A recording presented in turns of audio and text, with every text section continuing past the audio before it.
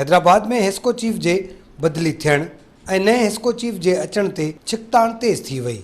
Hesco मुलाज़िमनि office जो घेराव करे नए आयल चीफ खे हेस्को ऑफिस में अंदर दाख़िल थियण खां रोके छॾियो, जॾहिं त ऑफिसनि खे ताला हणी उन्हनि तालनि में एल्फियूं विझी छॾियूं। छिकताण वारे इतलाह ते पुलिस रेंजर्स जा वॾा अटाला पहुची विया, जॾहिं त मुलाज़िमनि राति देर ताईं हेस्को हेडक्वार्टर में एहतजाज जारी रखियो। हेस्को मुलाज़िमनि जे एहतजाज सबबि पुलिस ऐं रेंजर्स हेस्को चीफ जी ऑफिस आॾो छिकताण खां बचण लाइ कैंप क़ाइमु करे वरिती आहे। वफ़ाक़ी हुकूमत जे पावर डिवीज़न पारां हेस्को हैदराबाद रीजन में मुक़ररु चीफ खे हटाए निजी खाते मां रेहान हामिद खे आणे नओं चीफ मुक़ररु करण वारे फ़ैसिले खां पोइ हेस्को जा ऑफिसर तोड़े अमलदार नए चीफ खे तस्लीम करण खां इनकार कंदे एहतजाजी मुज़ाहिरा ऐं बुख हड़ताल करे रहिया आहिनि।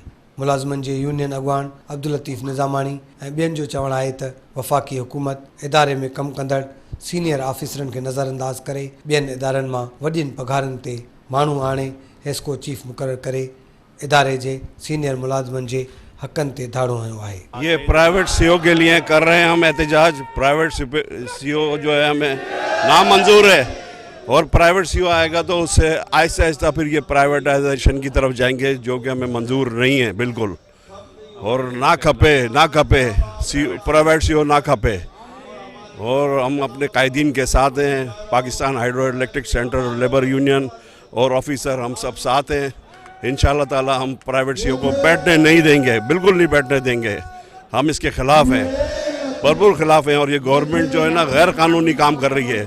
जब हमारे अपने अफसर हैं तो वो क्यों प्राइवेट सीओ लगा रही है, बीओडी का मेंबर लगा रही है। बीओडी का मेंबर है ये रेहान हामिद, हम इसको नामंजूर करते हैं, नामंजूर है। ऑल पाकिस्तान वापडा हाइड्रो इलेक्ट्रिक वर्कर्स यूनियन और officers HESCO officers engineers association इस सिलसिले में एहतिजाज कर रही है। इसका बुनियादी मकसद ये था कि इससे पहले हमने कभी ऐसी चीज़ नहीं की। हम नचकारी के ख़िलाफ़ हैं। नचकारी के अंजाम हमें पता है।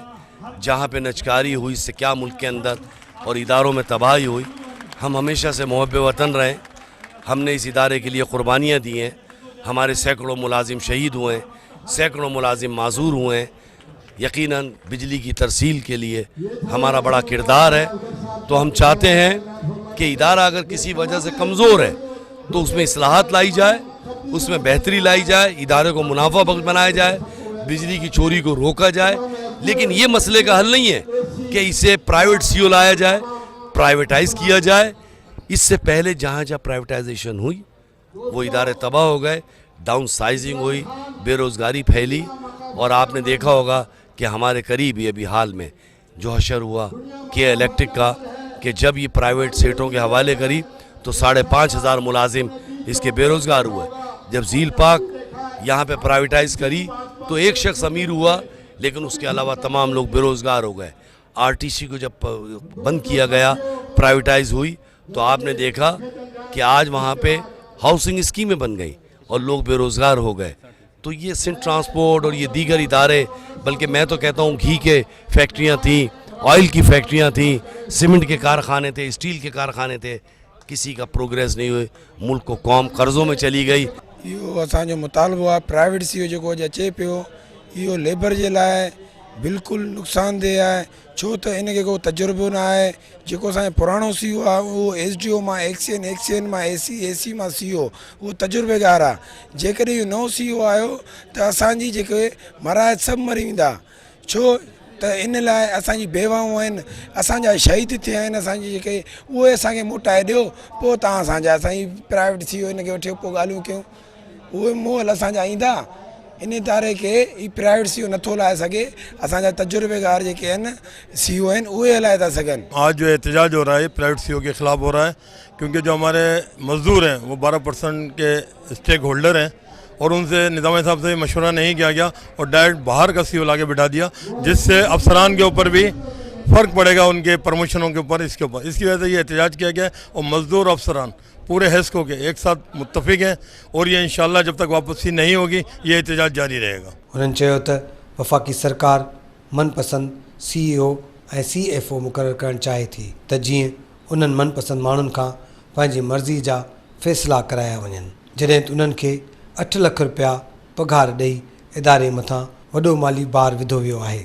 हमने ये देखा है कि हेस्को कंपनी के अंदर प्राइवेट चीफ एग्जीक्यूटिव ऑफिसर की मुकर्री की मंजूरी हो गई है, जो हमारे अफसरान को और हमारे मुलाजमीन को और मेम्बरान को नापसंद है, जिसकी वजह से हम सब लोग एहतजाज कर रहे हैं।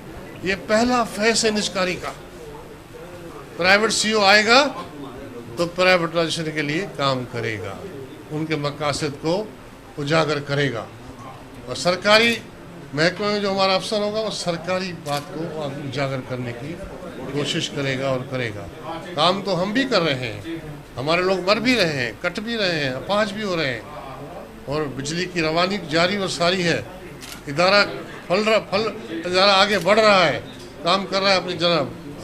इवन के 40% स्टाफ नहीं है, फिर भी हम काम कर रहे हैं और प्रोडक्टिविटी और एफिशिएंसी दे रहे हैं, और आप ये देख रहे हैं। लेकिन प्राइवेट सीईओ को लाने की क्या ज़रूरत है?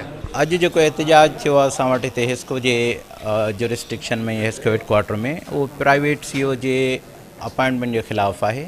इहा प्योरली हक़ तलफ़ी आहे उन्हनि ऑफिसरनि जी जेके वरियनि खां सालनि खां इन प्रोसेस जो हिसो आहिनि। SDO, एक्सियन, SC ऐं चीफ लेवल ताईं मुख़्तलिफ़ ऐं मरहलनि मां एग्ज़ाम पास करे ट्रेनिंग्स खां पोइ ऐं 33 साल 35 साल जी सर्विस खां पोइ इन लेवल ते माण्हू पहुचनि था। त इहा जेका पोस्ट चीफ एग्जीक्यूटिव जी आहे उहा वधीक फिज़िबल आहे असांजे उन्हनि ऑफिसरनि जे लाइ जेके हितां हेस्को, वापडा या पेप्को जे सॼी मिज़ाज खे सम्झनि था। अॼु जेको धरणो हयो आहे, कल्ह प्राइवेट सीईओ असांजो जेको हिते अची उन्हनि गवर्नमेंट प्राइवेट सीईओ खे हटाए प्राइवेट रखियो आहे, उन जे ख़िलाफ़ असां धरणो हयो आहे। इंशाअल्लाह जेसि ताईं उनजो ऑर्डर कैंसिल न थींदो, जेसि ताईं एहतजाज जारी रहंदो। अॼु जेको धरणो आहे ही प्राइवेट सीईओ जे ख़िलाफ़ आहे, जंहिंजे करे अॼु असां सभु जमा थिया आहियूं वापडा हेस्को चीफ ऑफिसर हुसैनाबाद जे साम्हूं। ये हम प्राइवेट जो सीईओ आ रहा है उसके ख़िलाफ़ ये धरना है, और जब तक ये धरना रहेगा इंशाअल्लाह कि जब तक ये जो है ये हमारा मसला हल नहीं होता, और जो नज़मानी साहब हुक्म देंगे इंशाअल्लाह वही करेंगे हम, और नज़मानी साहब के हुक्म पे हम चलेंगे, जैसे वो कहेगा ऐसे ही करेंगे इंशाअल्लाह। मुलाज़मन तोड़े अॻुवाणनि मुतालबो कयो त हेस्को में ॿाहिरां आयल ऑफिसर खे आणण बदिरां इदारे जे क़ाबिल ऐं सीनियर ऑफिसर खे CEO मुक़ररु कयो वञे। ॿी सूरत में एहतजाज ऐं तालाबंदियुनि जो सिलसिलो जारी रहंदो।